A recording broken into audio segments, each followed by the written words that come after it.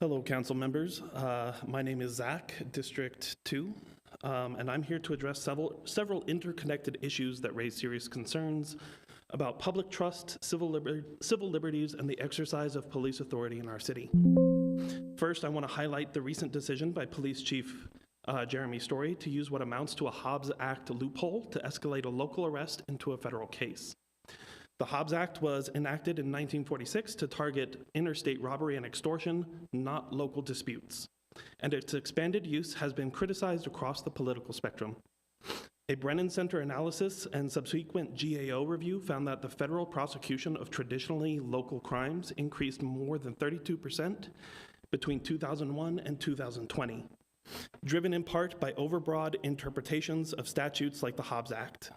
This practice consistently undermines local oversight, and research published through the National Institute of Justice shows that when local authorities bypass state systems, public trust declines sharply, particularly among communities already skeptical of law enforcement. This becomes even more troubling in the context of a broader pattern.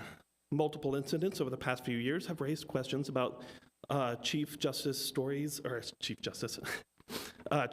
willingness to jump to immediate and radical conclusions, such as when he put armed snipers on the roof for a peaceful protest.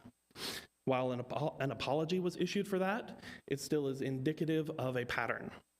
And when we look at these issues together, the use of force against peaceful demonstrators, followed by a decision to federalize a local situation through a Hobbs Act workaround, we see not isolated decisions, but a pattern of preferred aggressive escalation over democratic local and state level solutions.